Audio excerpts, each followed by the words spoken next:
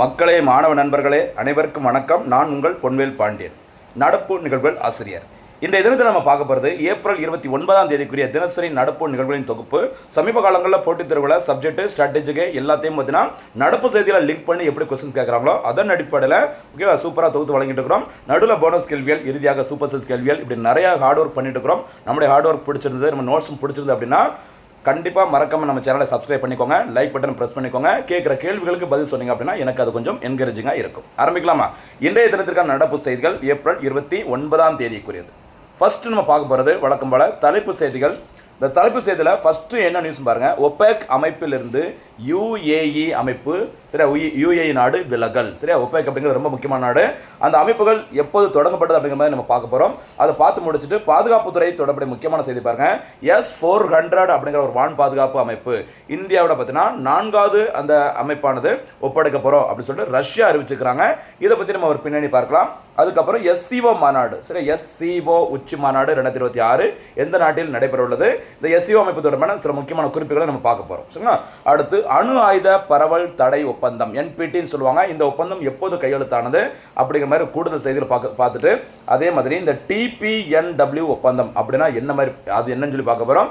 அதை பார்த்துட்டு அப்படியே இன்டர்நேஷனல் அட்டாமிக், சரிங்களா, அட்டாமிக் எனர்ஜி ஏஜென்சி அந்த அமைப்பு தொடர்பான முக்கிய குறிப்புகளும் பார்க்க போகிறோம். சரியா, இன்னைக்கு வந்து பார்த்தீங்கன்னா ரொம்ப ரொம்ப முக்கியமானது, ஞாபகம் வச்சுக்கோங்க. அடிக்கடி எக்ஸாமில் ரிப்பீட்டடாக கேட்குறது. சரிங்களா?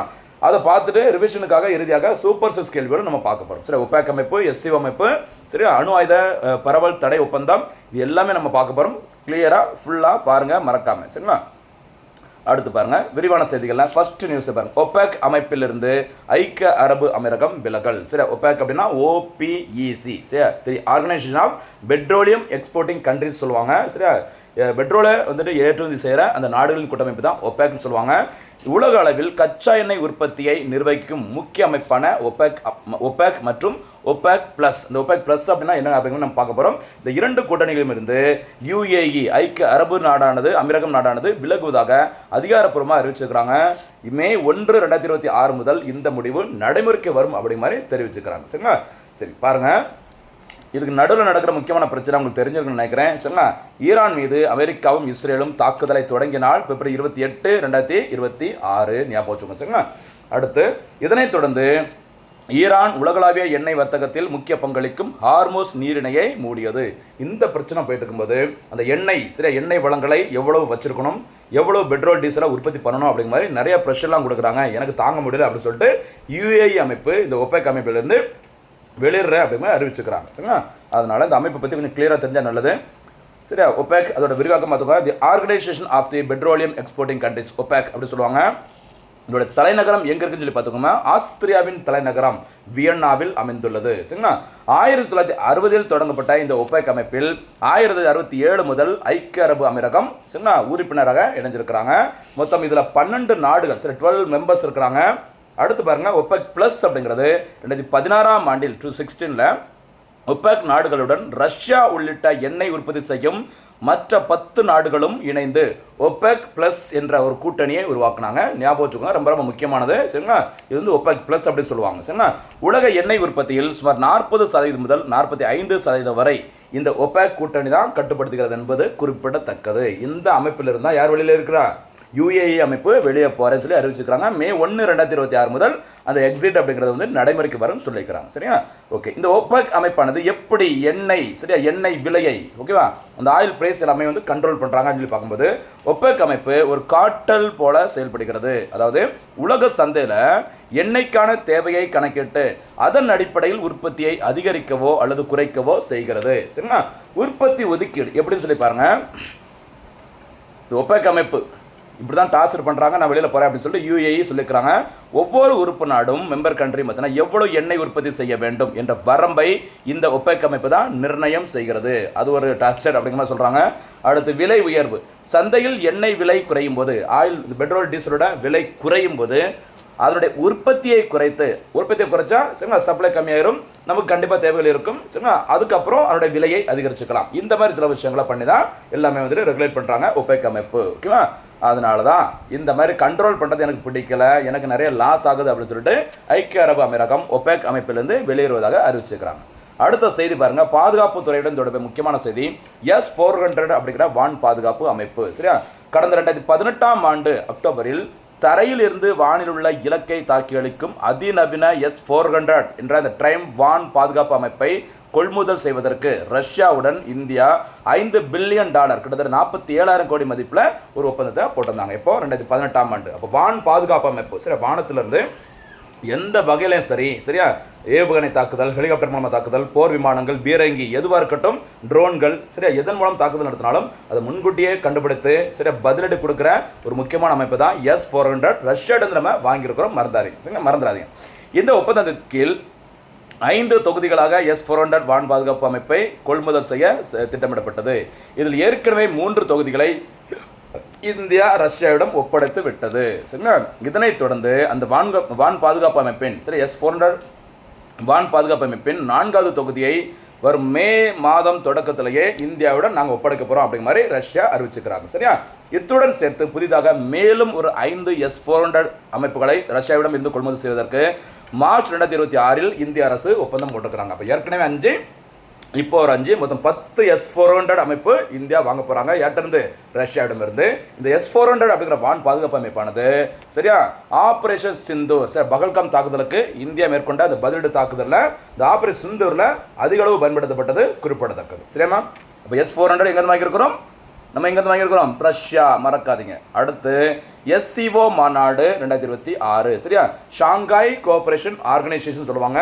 இந்த ஷாங்காய் ஒத்துழைப்பு அமைப்பின் சரியா இந்த 2026ஆம் ஆண்டிற்கான மாநாடு நடைபெறவுள்ள இடம் கிர்கிஸ்தானின் தலைநகரம் பிஷ்கேக் நகரில் இந்த மாநாடு நடைபெற உள்ளது. இது 26வது மாநாடாகும், ஞாபகம் சரியா, 2026ஆம் ஆண்டு 26வது மாநாடு கரெக்டாக மேட்ச் ஆகும், பார்த்துக்கோங்க சரியா. 25வது SCO மாநாடு 2025ஆம் ஆண்டில் சீனாவின் தியான்ஜின் நகரில் நடைபெற்றது குறிப்பிடத்தக்கது. சரிங்களா, இனிமே இந்த SCO அமைப்பை பற்றி ஒரு சில முக்கியமான குறிப்புகளை பார்க்கலாம். SCO அமைப்பு உருவாக்கப்பட்டது ஜூன் 15, 2001ஆம் ஆண்டு. இதோட ஹெட் குவார்டர்ஸ் பார்த்தீங்கன்னா பெய்ஜிங் சரியா, சீனாவின் தலைநகரம் பெய்ஜிங்கில் இருக்குது. அதே மாதிரி இந்த SCO அமைப்பின் ராட்ஸ் அப்படிங்கிற ஒரு அமைப்பு, அதாவது பிராந்திய பயங்கரவாத எதிர்ப்பு கட்டமைப்பு என்று அழைக்கப்படும் அந்த ராட்ஸ் அமைப்பு SCO அமைப்பு தான் நடத்திருக்கிறாங்க. இதனுடைய தலைநகரம் எங்க இருக்கு பார்த்தீங்கன்னா உஸ்பெகிஸ்தானின் தலைநகரமான தாஸ்கன் நகரில் அமைந்துள்ளது. சரியா, பேர் தான் ஷாங்காய் ஒத்துழைப்பு அமைப்பு, ஆனால் ஹெட் குவார்டர்ஸ் பார்த்தீங்கன்னா பெய்ஜிங்கில் இருக்குது. அதே மாதிரி SCO அமைப்பின் அந்த ராட்ஸ் அப்படிங்கிற அமைப்போட ஹெட் குவார்டர்ஸ் தாஸ்கண்டில் இருக்கு, மறந்துடாதீங்க. சரிங்களா, இதோட அபிஷியல் லாங்குவேஜ் என்னன்னு சொல்லி பார்த்தீங்கன்னா சீனா மற்றும் ரஷ்யன்.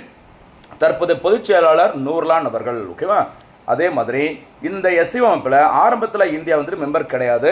2017ஆம் ஆண்டில் இந்தியா மற்றும் பாகிஸ்தான் ஆகிய 2 நாடுகளும் இந்த அமைப்பில் உறுப்பினராக இணைஞ்சாங்க. அதனைத் தொடர்ந்து தான் 8 நாடுகள் இதோட உறுப்பினராக இருந்தாங்க, ஞாபகம். இந்தியா பாகிஸ்தான் சேர்த்து மொத்தம் 8 மெம்பர்ஸ். ஓகேவா, அதுக்கப்புறம் 2023ஆம் ஆண்டில் ஈரான் நாடும் 2024ஆம் ஆண்டில் பெலாரஸ் நாடும் இந்த SCO அமைப்பில் புதிய உறுப்பினர்களை இணைந்ததை அடுத்து இதனுடைய மொத்த எண்ணிக்கை 10ஆக அதிகரித்தது குறிப்பிடத்தக்கது. சரிங்களா, அந்த 10 நாடுகளும் பார்த்துக்கோங்க, சீனா, ரஷ்யா, இந்தியா, பாகிஸ்தான். அடுத்து பார்த்தீங்கன்னா வரிசையாக தான் ஒரு அத்தான் மாதிரி வரும் பாருங்க, கஜகஸ்தான், கிர்கிஸ்தான், தஜிகிஸ்தான், உஸ்பெகிஸ்தான், கடைசியாக ஈரான் மற்றும் பெலாரஸ். சரியா, பெலாரஸ் தான் இந்த அமைப்பில் கடைசியாக இணைந்த நாடு, மறந்துடாதீங்க.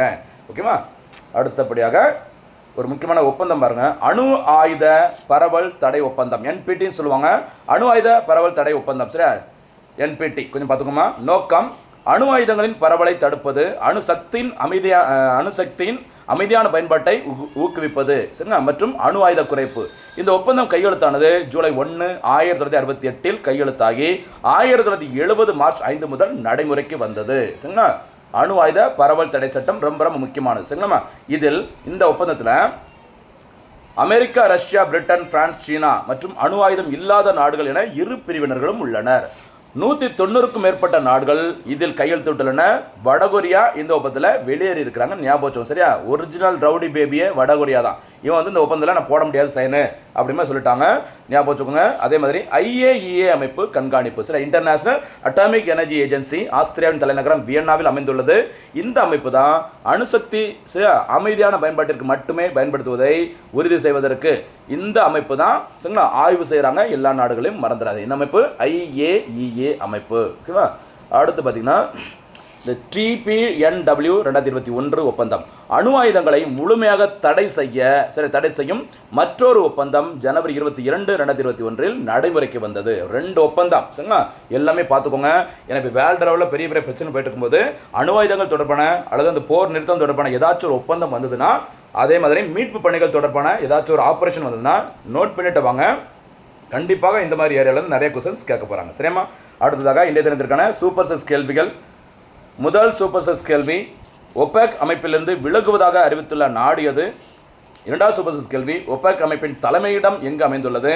மூன்றாவது சூப்பர் செஸ் கேள்வி, SCO மாநாடு 2026 எந்த நாட்டில் நடைபெற உள்ளது?